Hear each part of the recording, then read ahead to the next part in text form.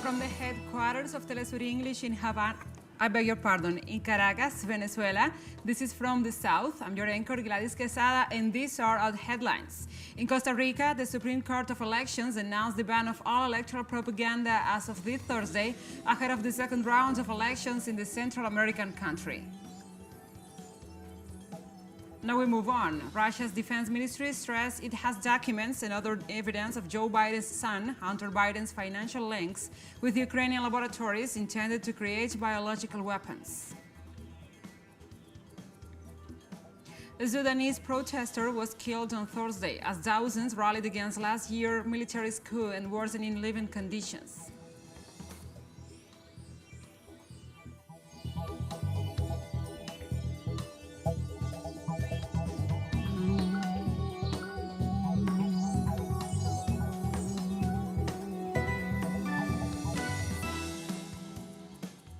And now we start. In Costa Rica, the Supreme Court of Elections announced that as of Thursday, the broadcasting of electoral propaganda, including polls related to the event, will be prohibited.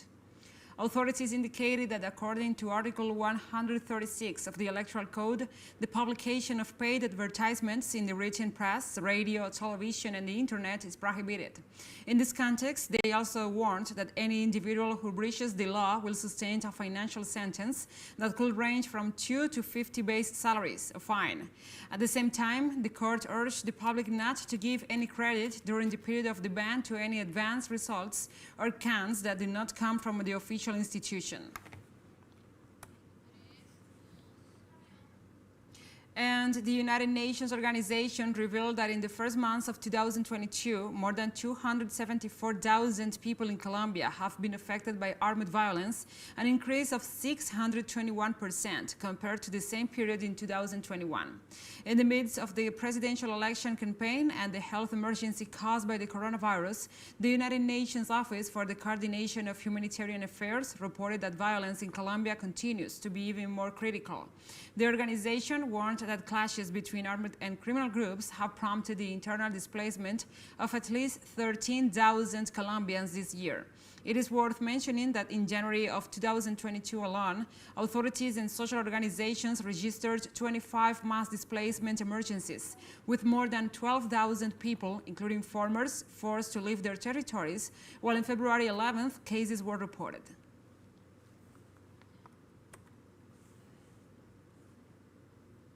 In Colombia, also, presidential candidates and their coalitions continue to strengthen their alliances in the upcoming May 29th elections. In this sense, the Pacto Histórico announced that it will receive support from the Fuerza Ciudadana movement and also from the Communist Party. For his part, the candidate Fico Rodríguez of the coalition Equipo Colombia revealed that he will meet with the candidates Sergio Fajardo and Ingrid Betancourt with the intention of obtaining their support, whose argument is to unite his campaign with several political sectors. In this context, Betancourt reaffirmed her position to continue with her candidacy and refused to resign, as requested by Senator Humberto de la Calle, who will not be able to support the Fajardo's candidacy because he will incur in double militancy.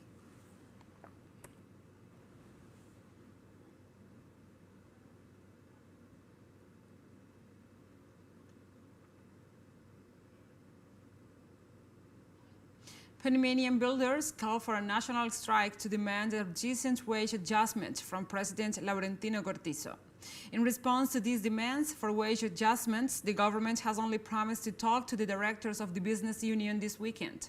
On the other hand, leaders of contracts have warned that they will go on strike if they do not reach an agreement that comes close to their proposal, which has remained inflexible on this clause of the collective labor agreement since 17 March.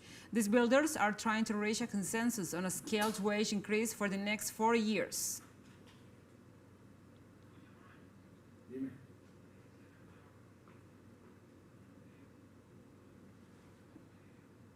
In Brazil, this year's presidential race is heating up. Lula is still the front-runner, but far-right incumbent Jair Bolsonaro is gaining ground. From Sao Paulo, our correspondent Brian Mier reports. Brazil's presidential race is beginning to heat up as the last two electoral polls in a row show that far-right President Jair Bolsonaro is picking up some of his lost ground against the front-runner, former President Luiz Inácio Lula da Silva, who was deliberately politically imprisoned in 2018 to remove him from an election where he was polling higher than the total of all other candidates combined. Now, the judge who illegally collaborated with the prosecution to imprison Lula during election season and then accepted a cabinet position in Bolsonaro's government, Sergio Moro, is rumored to be dropping out of the race shortly. He hasn't been able to break into double digits. The last couple polls show him actually fading, with the most recent one giving him around 6%. It's rumored that he's going to drop out and try to make a run for the Senate. He needs to win some kind of election that gives him immunity against criminal charges, because there's several criminal and civil cases against him ongoing right now for various different crimes, including abuse of authority as a judge. So he needs to win something, but it looks like the presidency is totally out of the question. São Paulo Governor João Doria is another candidate who is rumored to be dropping out of the race. For now, Luiz Inácio Lula da Silva is still holding on to a commanding lead. But it doesn't look like at this point, if the elections were held tomorrow, he would win in the first round, meaning that all the right-wing candidates would probably join with Bolsonaro for a very tight second-round election. So the feeling of complacency that the left has had in Brazil, with Lula dominating all the polls, is beginning to fade as the right consolidates around the candidacy of Jair Bolsonaro. Thank you, Brian, for this report, and now we move on to other topics. The InterAmerican Court of Human Rights ruled that Peru should not release jailed former president and dictator Alberto Fujimori until further notice. The move came almost 2 weeks after Peru's Constitutional Court issued a controversial order that Fujimori be freed and released from the prison where he is serving a 25-year sentence for murder and corruption charges. Special Prosecutor Carlos Renaud confirmed that officials will keep Fujimori in detention because of the regional court's request. The Constitutional Court's decision restores a humanitarian pardon granted to Fujimori back in 2017 by the then President Pablo Kuczynski. The country's Supreme Court overturned the medical pardon in 2018 and ordered the former head of state to be returned to prison to serve out his sentence for human rights abuses.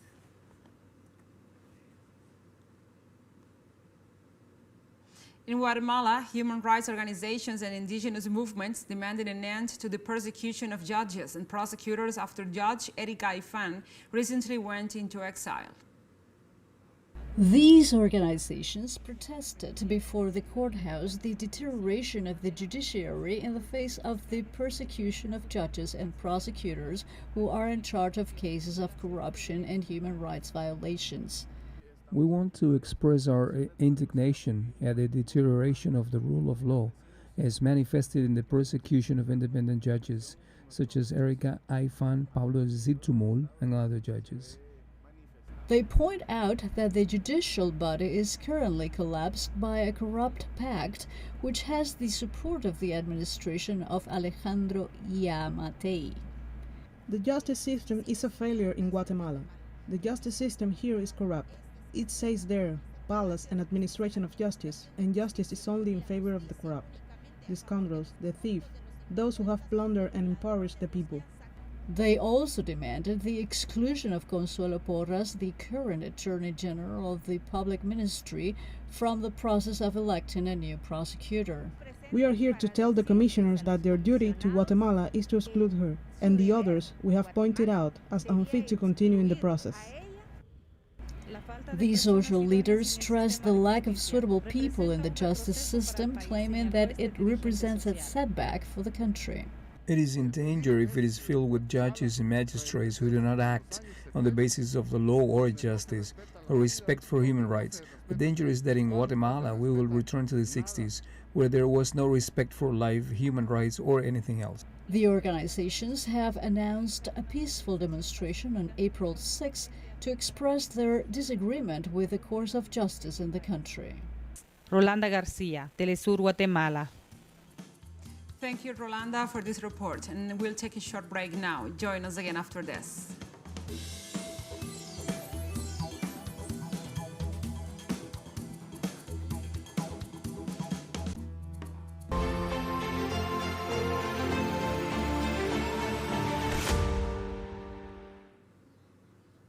Welcome back to From the South. Russia's defense ministry on Thursday released evidence that proved that Hunter Biden, the son of the United States President Joe Biden, is secretly financing Pentagon biolabs in Ukraine. According to Igor Kirillov, head of the Radiation, Chemical and Biological Defense Forces of the Russian Armed Forces, Hunter Biden's Rosemont Seneca Investment Fund financed the Pentagon's military biological program in Ukraine. Kirillov also alleged that the labs were part of the American plot to study the natural immunity of the population to identify the most dangerous pathogen for the people in the region. The fund has resources in the amount of at least $2.4 billion, and it has close relationships with the main contractors of the U.S. military department, including Meta Biota, which, along with Black & Veatch, is the main supplier of equipment for Pentagon biolabs around the world. And Russia established a rule requiring countries that impose sanctions to comply with the sale of Russian natural gas in ruble. Russian President Vladimir Putin on Thursday signed a decree requiring countries that impose sanctions on Russia to open an account in rubles in Russian banks to purchase Russian natural gas starting April 1st, and stressed that failure to make the payments in the local currency will be considered a default by the buyers. The head of state also said that current contracts will be suspended if customers refuse to comply with the requirements to make payments in rubles. Today, I signed a decree that establishes the rules for trading Russian natural gas with so-called unfriendly states. We offer counterparties from such countries a clear and transparent scheme. In order to purchase Russian natural gas, they must open ruble accounts in Russian banks. It is from these accounts that gas payments will be made. And Russia denounced Germany for carrying a military biological program in Ukraine. The Russian representative to the Human Rights Council in Geneva, Gennady Garilov, said that the program conducted by Germany could be as dangerous as the U.S. biological experiments in Ukraine. The Russian official said that the Berlin authorities intended to assess the potential for deadly diseases such as the Crimean Congo hemorrhagic fever in the climatic conditions of Eastern Europe.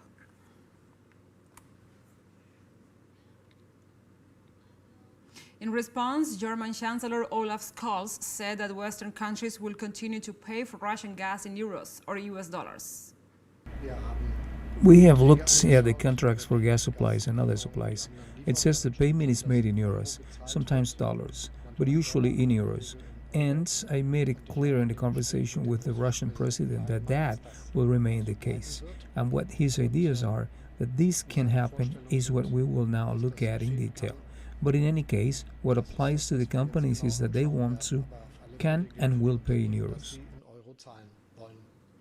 Indian authorities agreed to set new payment mechanisms for trade with Russia to enable existing trade obligations in the wake of sanctions imposed on the Kremlin, a move that will also pave the way for cheaper oil imports to meet the Southern Asian countries' energy demands. In the past month, as sanctions amount on Russia, the scope of a payment mechanism in local currencies has expanded from being a means to sustain ongoing trade to possibilities of deeper engagement, including increasing bilateral trade. For the mechanism to be implemented, Indian importers will pay for goods to the accounts of Russian banks in India, and these financial outlets, in turn, will make the payment in rubles to the Russian exporters. The new mechanism will open up an opportunity for manufacturers of agricultural machinery, medicine, furniture, and bathroom fittings, among other goods, who are looking for new markets.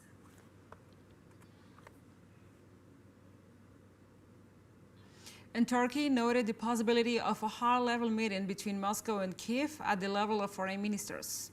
The foreign ministers of Turkey, Mevlut Cavusoglu, informed that he's trying to bring together his Russian and Ukrainian counterparts in order to bring closer positions regarding the conflict between the two countries in the Donbass.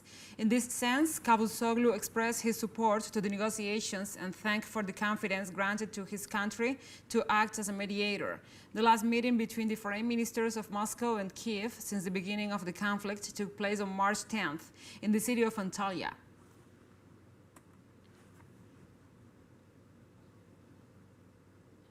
And members of the Organization of Oil-Producing Countries and their allies are holding a virtual meeting on Thursday to discuss strategies related to oil pumping. During the meeting with the presence of Russia, it's expected that issues related to prices and production of crude oil during the month of May be discussed. OPEC is scheduled to hold a ministerial meeting and is expected to reach an agreement to increase its production targets to some 432,000 barrels of oil per day. Saudi Arabia and the United Arab Emirates, which have the greatest share of oil production, are resisting calls for higher pumping and argue that the group should stay out of politics. And we have more news coming up after a final short break, so stay with us.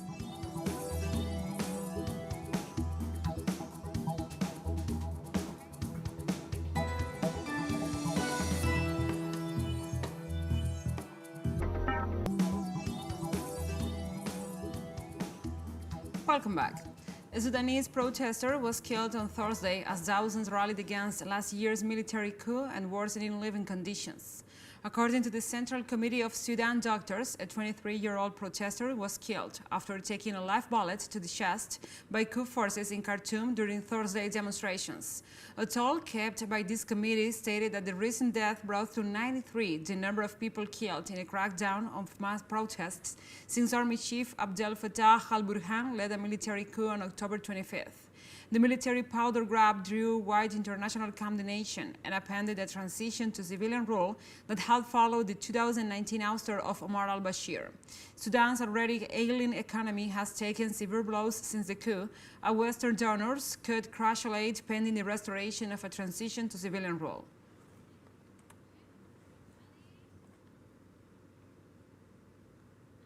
And 2 young Palestinian men were killed and several resulted injured during a crackdown by the Israeli army in the occupied West Bank city of Jenin. According to the Palestinian Health Ministry, Sena Abdu Atiyah, 17 years of age, and Yazid Saari, 23, died after arriving at the hospital. And on Thursday morning, relatives and loved ones of the victims bid farewell to their remains. Also, there are other 3 young men remain in critical condition due to injuries sustained during the Israeli army raid. A total of 15 people sustained injuries during the operation, 14 of whom were hit by live bullets. The attack on the Palestinian neighborhood came 24 hours after a Palestinian resident of the city of Jabad near Jenin shot and killed 4 Israeli soldiers in a shooting in the Bnei Brak neighborhood of Tel Aviv.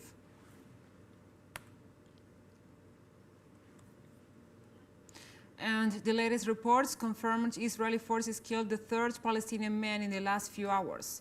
Palestinian news agency Wafa reported the event. The outlet informs that the young man named is Nidal Juma Jafra, a 30-year-old resident of the town of Tarkumiyah in the Hebron district.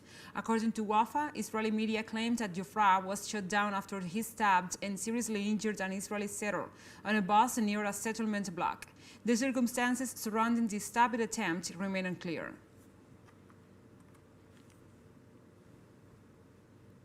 On Wednesday, the new Prime Minister of Portugal, Antonio Costa, inaugurated the new cabinet that will be in office until October 2026. This is the 3rd time Costa is chosen as Prime Minister. The new cabinet takes office 2 months after the victory of the Socialist Party in the legislative elections. The electoral win gave them more than half of the seats in the parliament, but the Prime Minister said this does not mean having absolute power, but rather absolute responsibility. Costa's new cabinet is smaller than the previous one, with 17 ministers, of which 9 are women and 8 men, making it the first one with parity at this level. Portuguese citizens choose not to keep what there was, but to change, and change by giving the governing party this time an absolute majority, thus saying they provided with exceptional conditions, without excuses or alibis, to be able to do what has to be done. We have proven ourselves, we have turned the page on austerity, we are turning the page on the pandemic, we are turning the page on war.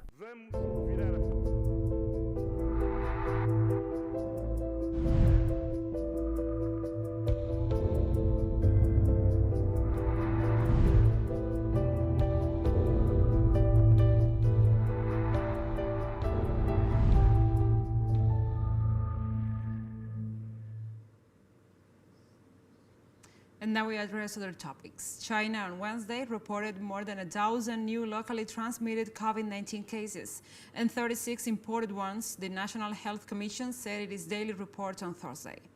The provinces, autonomous regions, and municipalities where the new local cases were reported include more than 1,000 in Jilin and 355 in Shanghai, while other locations like Heilong, Jian, and Henan with lower figures report 19 and 15. Among the new local cases, 56 asymptomatic individuals tested positive for coronavirus. According to the daily bulletin, of the total reported, 36 were imported cases. As of Wednesday, the mainland had registered nearly 150,000 COVID-19 cases, of which 116,000 had recovered and nearly 5,000 people had died.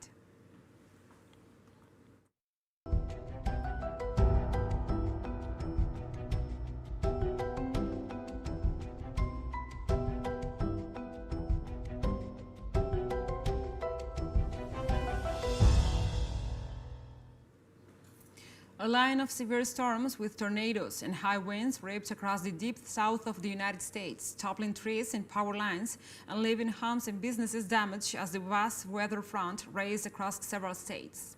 At least 2 confirmed tornadoes injured several people, damaged homes and businesses, and downed power lines in Mississippi and Tennessee after authorities reported earlier storm damage in Arkansas, Missouri, and Texas. Authorities said no deaths had resulted from the storms as of Thursday, but many places are still cleaning up the wreckage. Local and national media broadcasted tornado and severe weather warnings and watches for much of Alabama late Wednesday and early Thursday.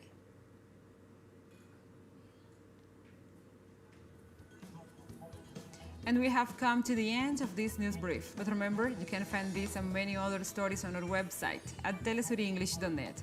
And also, if you feel so inclined, please join us on social media for all the latest news. We are on Facebook, Twitter, Instagram, and Telegram. For TeleSUR English, I'm Gladys Quesada. Thank you for watching.